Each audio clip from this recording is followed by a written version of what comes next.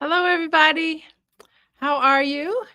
Welcome, everybody, to um, Dr. Alicia's Healing Haven Book Club. I am here in the hotel. Say hi to Boyce. Mm. He's here. Hey everybody. Um, there you go. You happy now? You made your appearance? Oh, okay. Okay.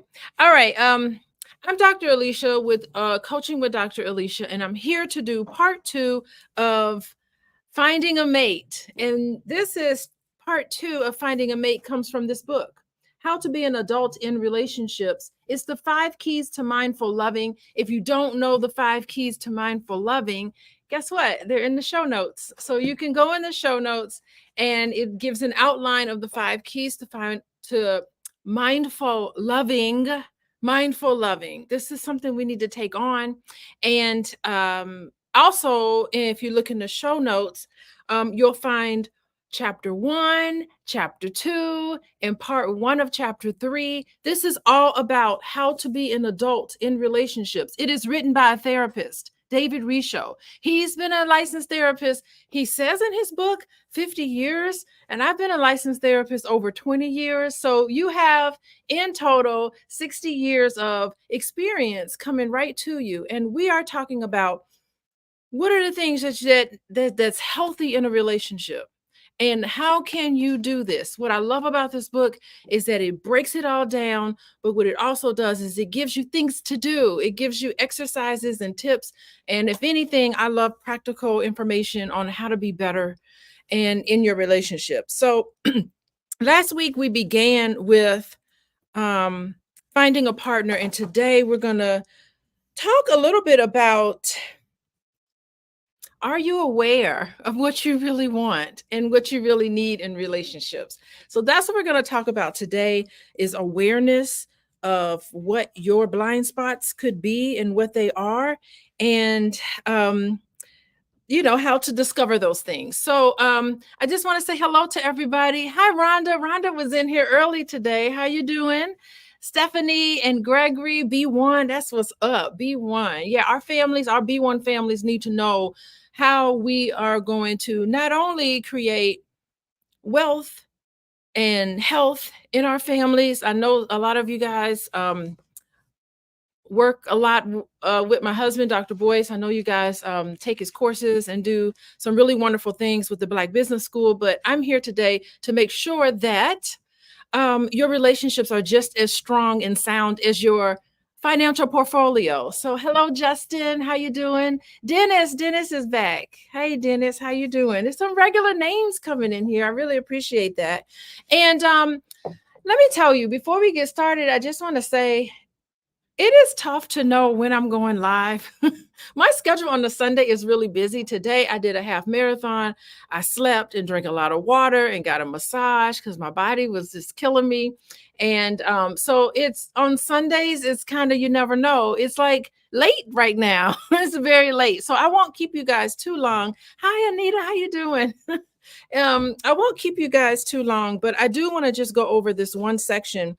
It's on chapter 3 at the bottom of page 89. And I just want to dive right in to what we're talking about today. Also, since I don't go live on Sundays at a regular time because I'm very busy, got a lot of stuff going on.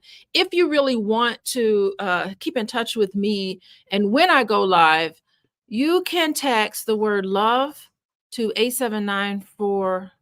What's the number? 87948. 87948. Text the word love to 87948, and then you'll get text messages to know when I go live.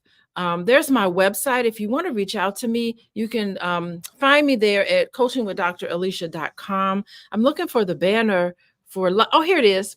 Love. Text the word love to 87948. That's when you'll get a text message, and then you'll know when I go live, because I'm never I never go live on Sunday at the same time. Unfortunately, my life just doesn't turn out like that. But if you text the word love to 87948, we'll send you a text message, and then you'll be able to know when I'm talking about how to find a mate, because I think this is important. And I'd like for you to share this. If you know somebody looking for somebody to love, ain't we all looking for somebody to love? But if you know someone who's looking for someone, please hit the like button and share it with them, because if they're serious about it, they'll gain something from what we're talking about today.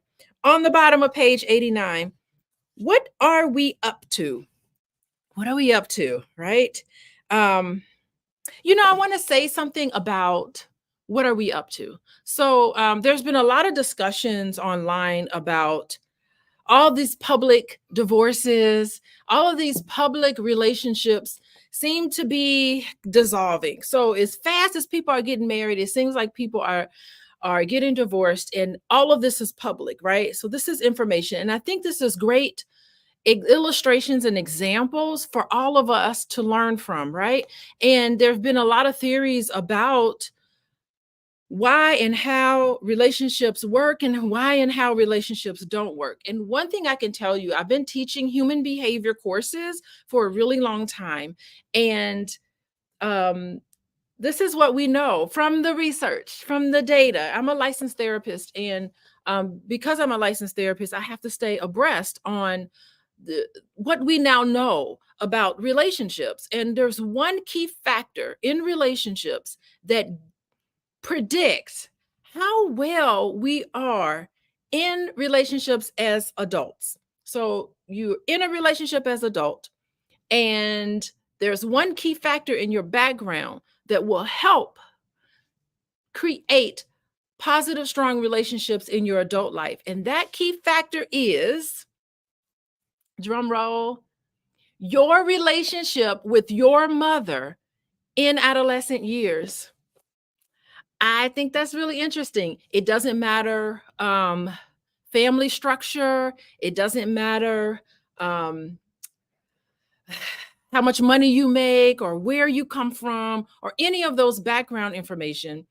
Um, the one key factor that is predictive of how well you get along in adult relationships is your relationship with your mother, particularly during adolescent years. And I think that's really interesting. And it really helps because in this book, they talk about the 5 keys to mindful loving. And in the 5 keys to mindful loving, they really are talking about all of the things that we need to give our children. So I hate to put everything on the mama, but it seems like that's what the data is telling us. I think mothers need to be supportive. So for moms to be really good mothers in their mothering experience, they need husbands who support them and support the whole family. So I don't want to put it off on just one person in the family, but I think that everybody needs to come together to make sure families are healthy. So I wanted to start that before we got into finding a partner, because it's not just finding a partner, being an adult in a relationships, it's having long lasting, thriving relationships in your life. It's not just having this, I'm getting married and then the marriage dissolves and then you get married again. We don't want those sort of patterns in our behavior. It's disruptive to our children. And we want to make sure that we have a really great household for our kids. And so Dr. Vibe is in here. Hey, Dr. Vibe. Dr. Vibe asked a really good question. What does it mean for those who are raised without a mother? Yeah, there's some loneliness, there's some abandonment there. If it's not your mother, for sure, a mother figure in your life, that I think that would be equivalent to that, a mother, someone who played the part of the mothering role when you were growing up. So I just wanted to say that part. Okay. So at the bottom of page 89, what are we up to? It is now clear to us that completed transactions from childhood settle in a state of rest in our psyches. Completed transactions, right? By contrast, unmet needs and incomplete transactions, like unfulfilled dreams and wishes, clamor for completion all our lives, hovering over most of our relationships. Thus, we have to learn how to finish our old emotional business on our own when a partner will not finish it for or with us.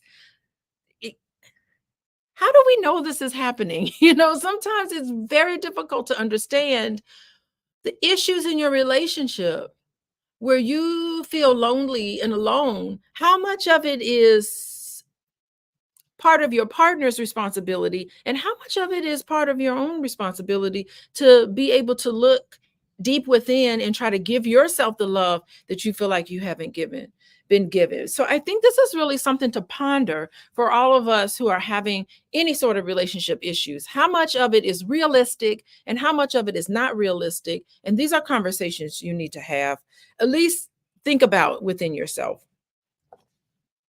because most of us just aren't aware of what this is.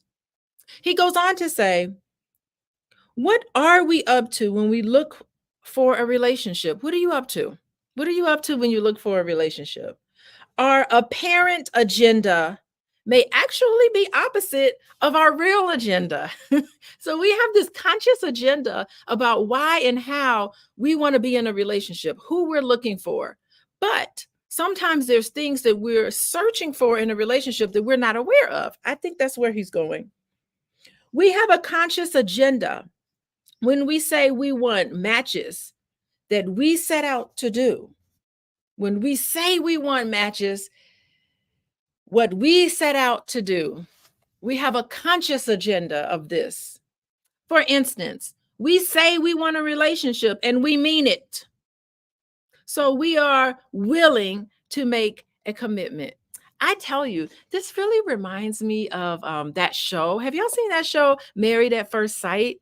I think that show is so wonderful. And I think what's fascinating about that show is that the first one or two episodes of that series, they'll sit there and they'll be interviewing people. Why do you want to get married? Oh, they'd be like, I'm searching for someone to, fall in love with, to build a family with. They verbally talk about these things that they want in a relationship.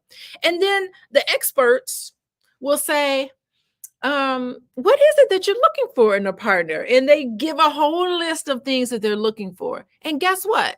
The experts actually give them exactly what they're looking for. So they're on this show. They don't have to do the painful experience of trying to find a mate. They get experts to find the mate for them. They give these experts a list of things that they want in a relationship. And guess what? These experts give them exactly what they're looking for. So why is it that this is literally a failed attempt? Most marriages in Married at First Sight and all these other dating shows where people get on there and they say they're open, they say they're looking for a relationship, but it never quite happens the way they say they want. So this really reminds me of Married at First Sight, that they get what they want. And this book is explaining why a lot of those relationships fail. So what he's saying is that we say we want a relationship and we mean it. Convincing. We got to convince the whole world we're looking for a relationship. So when we are willing to make a commitment, we are willing to make a commitment. He goes on. A secret agenda, on the other hand, is usually unknown to us. It's in our shadow.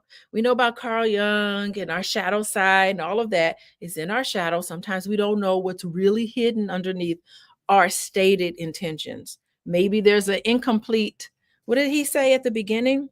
Sometimes our relationships have the incomplete transactions. Perhaps you are looking to complete that incomplete transaction, but consciously you're thinking, I know I would like to be in a relationship.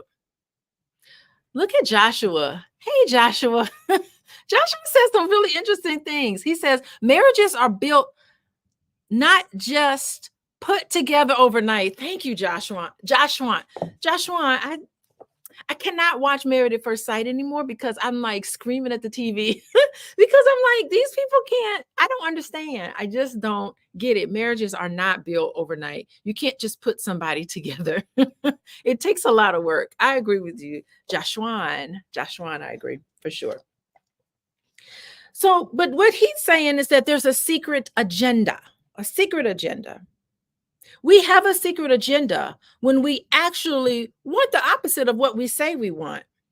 For instance, a woman who says she's looking for a partner becomes especially interested in a man that seems unattainable Either that man is in another relationship or that man ain't really paying her that much attention, but she still wants him anyway, right? Somebody who's unattainable. Once he becomes unattainable, however, no, once he becomes attainable. So suppose he's not ready for a relationship, but then he becomes available. What happens when he becomes attainable? She loses interest quickly. Do y'all know people like that? Y'all know people that always goes after somebody who's not attainable, they're not available, but as soon as they become available, you're like, ugh, he likes me. I just lost interest. I just lost interest. Yes, Joshua, I know people like that. It's really weird. Why do people do that? Well, this book is going to explain why. What he's saying is that the clue to a person's true agenda is always in how the transaction ends. How does that transaction end? In this example, the woman's real agenda, genuinely unknown to her, is not to find a partner, but to conquer one and then no longer have to want him. So the thrill was in the attack. The thrill was in the pursuit. The thrill was in getting somebody, but it really wasn't keeping somebody. It's crazy. Maya, hey, welcome, Maya. I remember you from last week. Doc, why do kids get a Build-A-Bear store, but adults don't get a Build-A-Spouse store? That's so funny. But really, some of these dating shows that's on television really is kind of like a Build-A-Spouse. Like I've seen a dating show, I can't remember the name of it. They'll just put you in the house and everybody lives in the house and they have these really nice, attractive people and they just put them together. And it's really kind of bizarre. Kind of bizarre how those things are. I want to build a spouse. Just build them and put them together. He could be your spouse can be your yes person. But you know, in a way, we do live in a build a spouse world because unintentionally, you actually are getting the spouse that you need to teach you that lesson. So I think you are building a spouse. That's what I think. Here's another example. So he goes into yet another example. Piers, a man named Piers, presents himself as looking for an intimate partnership. His secret agenda, however, is not to find adult intimacy. But he's saying he wants it, but his secret agenda is not to find it. It scares him deeply. So that's his secret agenda. He's saying that he wants to be in a relationship, but his secret agenda is that he doesn't want adult intimacy. Intimacy scares him deeply. How many men do we know get scared? They say they're looking for a wife, but as soon as they find a really great person, they sabotage it. They sabotage that relationship. I don't know. I'm thinking about Nick Cannon. I'm thinking about all of these men that we've been seeing in the news, Black men, unfortunately, who are saying, yeah, I would like to have a wife, Cam Newton and all of them. But I don't know. You know, there's fear. They're scared. This is why. This book, actually, this whole series kind of explains their behavior in a way that kind of really makes sense to me. Their secret agenda is that they're afraid of adult intimacy. His fantasy of intimacy is to be held and cared about physically, but he's not so concerned with what his partner gets from him. So you want something that you can get out of another person, a child, uh someone to care for, someone who's always on demand as you want it, somebody who's there when you want to be there for a couple of days, and then you go to another house and you're there for a couple of days. You want to be able to do as you please, thinking about your own needs, but you're not even thinking about that other person. What is it that that lady needs? Cam Newton, all those baby mamas, what is it that they need from him that he's not giving? Okay, what are those things? So it's a one-way relationship. He's willing to give things, but he's not willing to offer the intimacy, right? Interestingly, when Piers locates someone, Either she is just right and not available, or she is available but just not quite right. That's fear of intimacy, deep-seated fear. It scares him deeply. This makes him seek further. He is disappointed, but fully convinced he is looking for intimacy and not finding it. In reality, though, he is spinning his wheels. Spinning his wheels. And he won't see it this way. He's not going to see that he's spinning his wheels. What usually are men seeing when they can't find? Women do this too. But in this scenario, we're talking about a man. What is it that men tend to do? Y'all know, men definitely don't see their part in this. They don't see their hidden agenda of not finding the right person. They see these patterns, but they don't attribute these patterns to unfinished childhood business. They see it as outside of themselves. Patrol. Oh, Miss Moss is back. Miss Moss says they want the experience, but they are afraid of the finality. Yeah, I mean, you could still work on things to keep your relationship exciting. Pier's agenda is secret even to Pierce himself. Is secret to himself. He may be terrified of closeness. Wow, terrified of closeness, because closeness to him when he was growing up equaled shame, equaled disappointment, equaled hurt when he was growing up. When he was the person who was close to him, who was his primary caregiver, did not make vulnerability nice for him. So he is unconsciously looking for it, still looking for that closeness that he did not get with his mother. He's still looking for it, but he's afraid to get it because the vulnerability is connected to hurt. Because when children come home and they had a hard day, you really need to be there and talk to them about what went on with them and really listen. I've had to really, over the years, deliberately take out time to spend time with my children so they can tell me about what difficulty happened to them during the day. And I don't fix it for them. I listen to them because I want them to be vulnerable with me so that they can be vulnerable when they grow up, right? A fear of closeness. He may feel compelled to repeat an original and now habitual disappointment with women. His actions and frustrations show him where his work is. But will he ever do it? Will he ever do it? Will he be able to hold up a mirror and see his part in things? That's the question.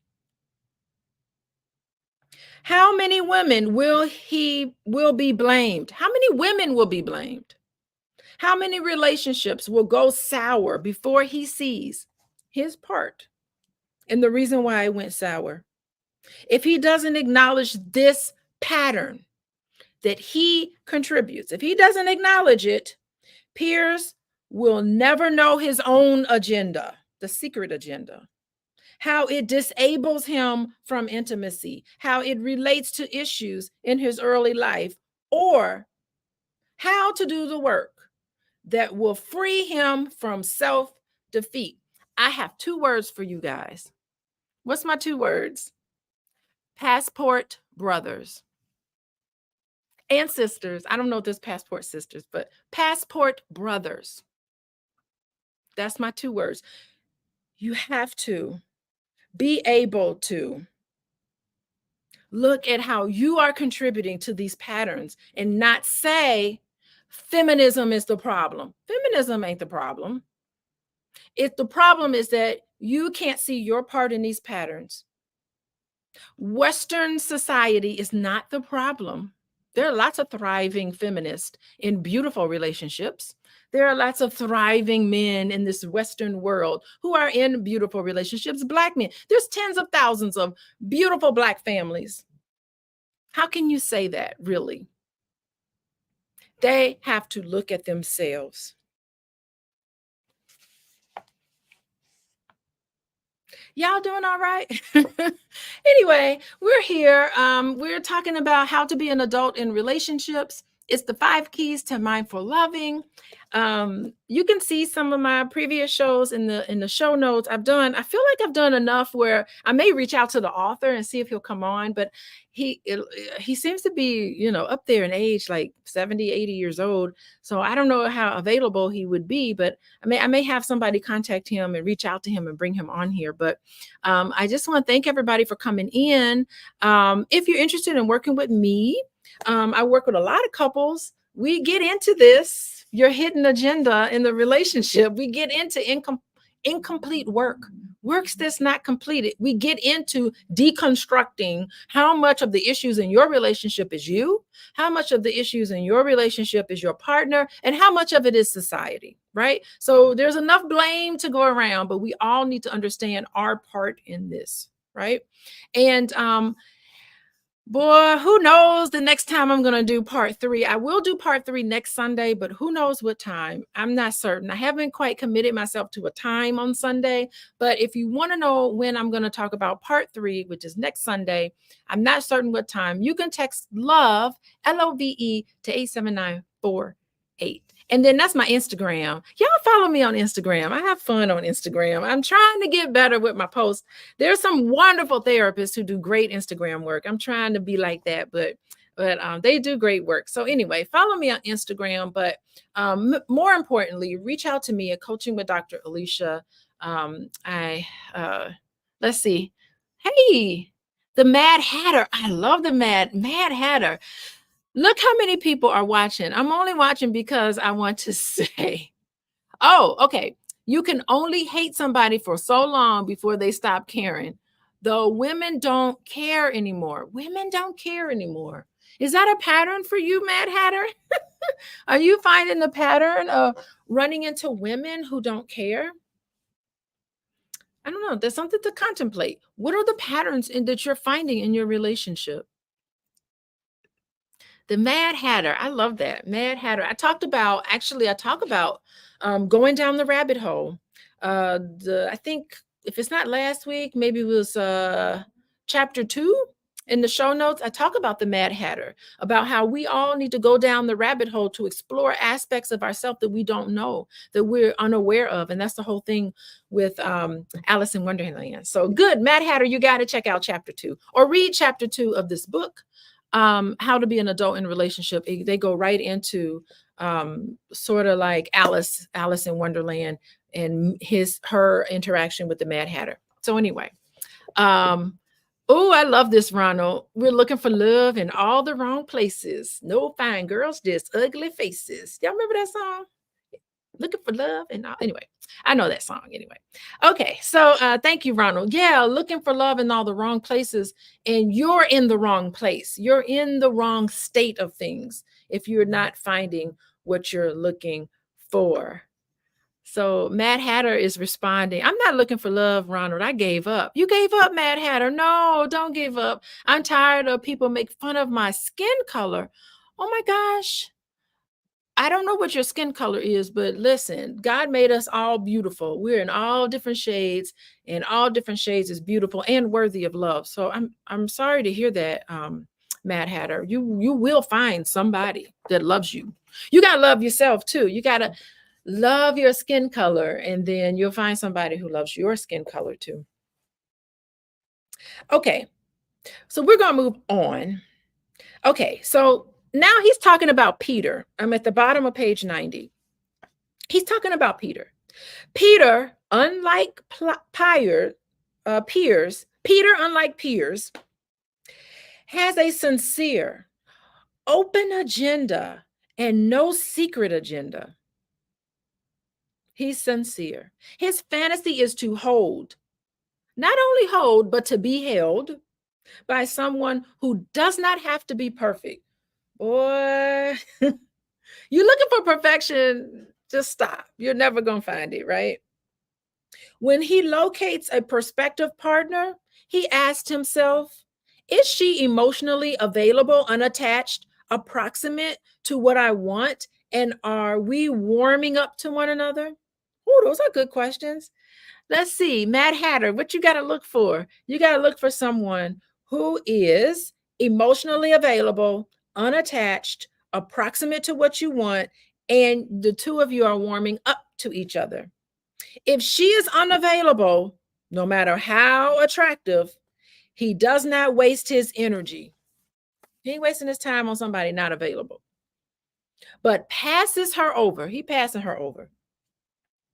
Peter bases his level of responsiveness on his intuitive powers of assessment. Y'all know deep down inside, if somebody ain't right, and you know deep down inside if somebody is, your intuition, it loves you.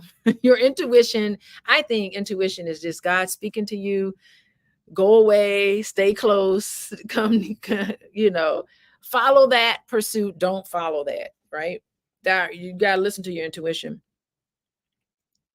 In a partnership, when beset with obstacles and conflicts, he works through them with his partner the way an adult in a committed relationship does. You have to be able to do the work. I can't tell you how many people get into a relationship and they're not very realistic. And as soon as they get into an obstacle, a conflict, they melt. Not understanding that this is a wonderful growth opportunity, a great way of bonding with another person and learning about another person. Instead, they are associating obstacles with stress and frustration and something they don't want to deal with. So you have to do the work. You can't see another partner as just an extension of you. You have to see another partner as an entire person with their own set of expectations and understandings that is not the same as yours. So can you tolerate difference in your relationship? I sure know I can. Y'all know, Dr. Boyce, we don't agree on everything. We have a great deal of overlap on things that we agree. I don't agree with him on everything, but I'm not supposed to. That's not realistic. I can't be a carbon copy of him. He can't be a carbon copy of me. As far as I'm concerned, we have enough in common. We don't have to have everything. It's enough, right? Okay. Piers and Peter illustrate the distinction between willing and wishing. To will is to truly want something, to choose both the goal, the intimacy in a relationship, and the means to a goal, the work you got to do to get there, right? This means accepting the work, here we go, and the risks. It's a risky. You can't 100% guarantee. When you get married to somebody, you are actually taking a leap of faith. You cannot predict what's going to happen, but you have to be able to feel good about yourself and trust each other that you can dive in. Anyway, even knowing that is risky.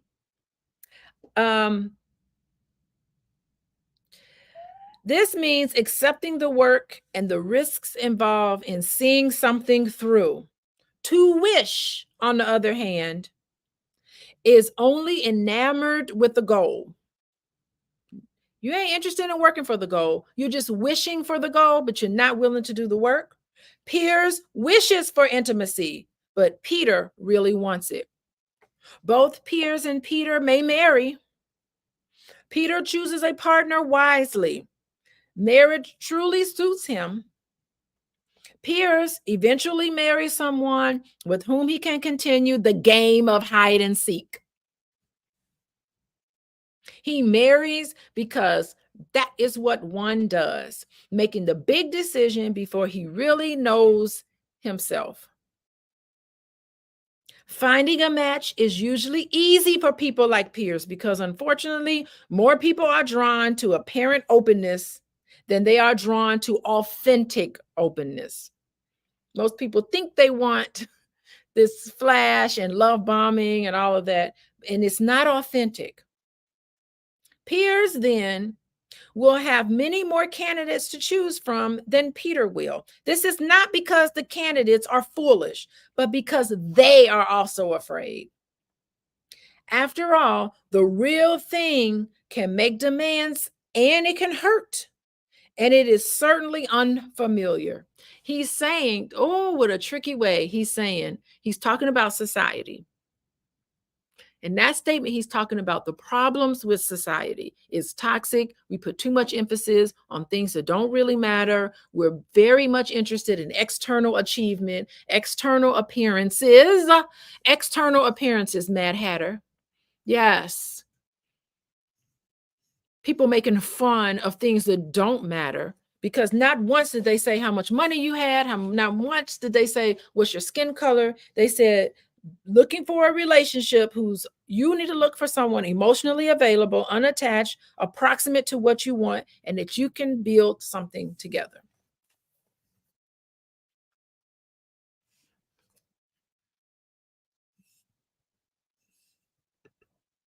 Yes, respect your spouse's ideas. I love it. I love it. Okay. There is one final quality to assess in determining availability. A writer needs to know whether his computer is equipped with enough random access memory, which is RAM, to hold the volume of material he has to work with.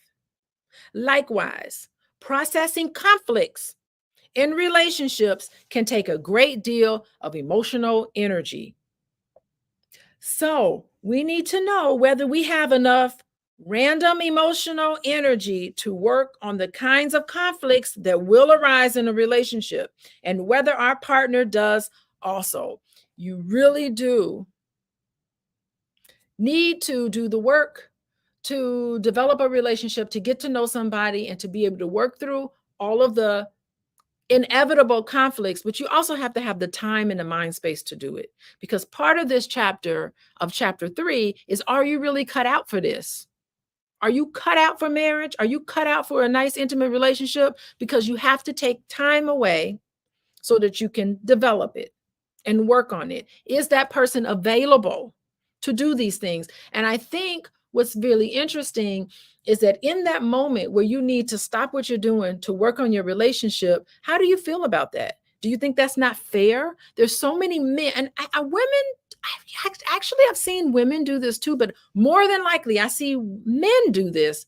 They view that women should be submissive, and that whenever there's conflict, that they override what their female partner says or wants or needs, puts themselves in place, and just dismisses them altogether. That's not healthy. That's not healthy. The idea that you have to be submissive. Now, submitting to a relationship is different from this idea that a woman has to be submissive, because whenever there's conflict and whenever there's obstacles, they feel like, what's wrong with her? Why isn't she submitting? Because if she were to be submissive, then we wouldn't have this conflict. This conflict is occurring because she's speaking up. And so there's some things about that I think that we need to get away from, because everybody's thoughts and opinions matter in a healthy relationship. And it takes a lot of work to navigate through that. And are you up to that? Are you available for that kind of work? Hey, everybody. Is it a therapy session? Are you getting free therapy? I think I don't mind. I really don't mind. I've been doing this for over 20 years, and I've seen a lot of things. Rhonda says they are not aware of what intimacy means to a woman. Yeah, they need to, and that's the thing. Thank you, Rhonda. When there's a conflict, you need to be able to stop and say, what does this look like for you? You really have to take in what a woman wants. Intimacy means to a woman. Women really love you. They're going to want to get into you. They want to know your thoughts. You have to feel as if you can trust, so that you can open up to them in a special way. They don't want you opening up to them and then everybody else. They want to feel special. They want to know that they are your trusted partner that you can share things with that you don't share with other people. That's what I say. Okay, so you have to be available in that way to work through issues. For example, if your prospective partner has deep issues of sexual confusion and inhibition because of incest in her past, this is an issue, right? This will require serious long-term work on both your part if you want a happy sex life. So there's always something that will come up, and it takes work on your part, even if it's that other partner's issues. You can't demonize them for having an issue because all of us have baggage, right? But you have to be willing to do the work to overcome some obstacles. Are you willing to do this work? Is your partner willing to do it? If not, you are undertaking a project that you can't finish. And guess what? You'll break up, you'll move on, and you'll run into the very same person again. I can't tell you how many times people will be in a relationship, they get frustrated by that relationship, they break up with that person, they never looked introspective to see their part in it, and they move on, and then they run into the same exact problems in a different relationship. Different relationship, same relationship, different name, different face. Same relationship. It's a pattern. You really have to look at your patterns, right? Working in personal therapy or in a support group may help. So this is where he's saying, maybe you need some help in seeking out this unintended consequence, this other unintended piece. But unless both of you are willing to carry the freight of your own personal issues, no amount of love will create enough wind for your voyage. So it's love is essential, but love is not enough. The commitment to work through problems as they arise is the only sign that we truly want full intimacy.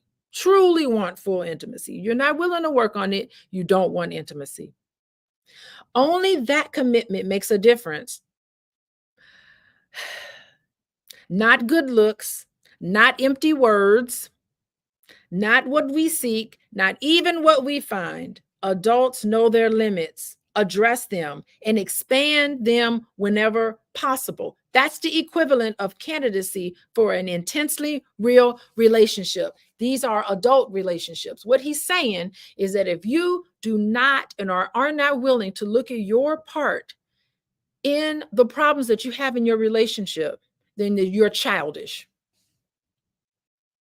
If you in a committed relationship and problems happen and you're not willing to break it down and deconstruct it and try to work on what's going on, you run. That's childish. That real adults always turn toward their partners to try to work it out. You can't work it out, you're acting childish.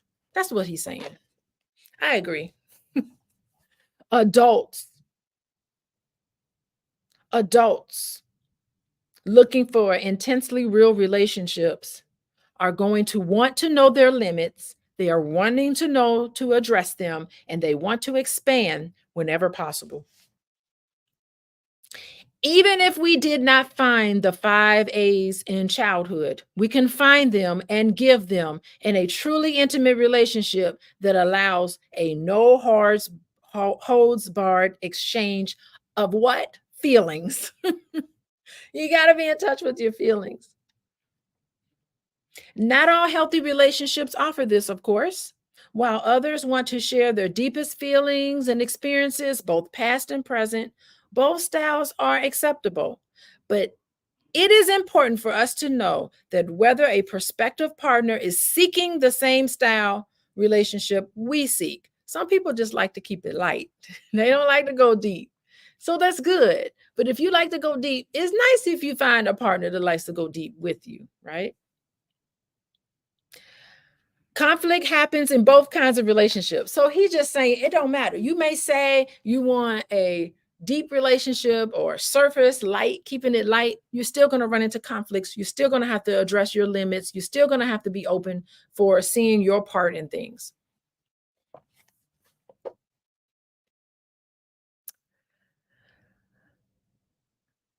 Conflict happens in both kinds of relationships, but in the former, it is dealt with lightly and passed over as are the gruesome dramas of one's past. In the latter, however, conflict is addressed with ruthless directness and proceed with what might be unpleasant, messy feelings. Are you okay to deal with messy feelings? Are you okay? You have to be. One way to know whether someone is open to working on a relationship with you is to give them this book, The Five Keys, How to Be an Adult Relationship, The Five Keys to Mindful Loving. He's saying, give them this book and see if they're ready. See, notice whether they read it, react negatively or positively, and most of all, wants to discuss it and even practice its suggestions with you. Reading and working on this book together will also be useful as a way of growing together on the path of intimate love. I say you can hit like and share. You can share this video and other videos that I've done and see if your partner will look at it. I think that's important. Well, it's almost at the top of the hour. I don't want to keep y'all. It's kind of late and we got a long ride to go, but share this video. This is talking about adults in relationships. So are you willing to work through problems or you're not? If you're willing to work through your problems, if you want to be an adult, don't be a child and run away from it. Not that I'm shaming you or anything, but you're ready to take the step toward actually dealing with things. And I think we got to give each other compassion on that because it's hard to dig through some of these issues. So you can go to my website, coachingwithdralicia.com. I thank you all for joining me today. Thank you, Regina and Ronald. And I got Melissa. I got Dr. Vive. I have all great people in here, some new people, and then I have some Mad Hatter. You got to come back because we're going to give you some love, Mad Hatter. Everybody loves Mad Hatter. And Veronica, thank you everybody for joining me. Don't forget to get information of when I go live. To do that, you do have to text love to 87948. I don't know when I'm going to do this, the part 3 of this video. We're going to finish up next week. I'm not certain when I'm going to do it next Sunday, but if you text love to 87948, you will get that information. Follow me on Instagram, Coaching with Dr. Alicia. I'm trying to do some good content on there. I'm doing my best. And definitely coachingwithdralicia.com to reach out to me. And I just want to say goodbye, everybody. Happy Sunday. Bye-bye.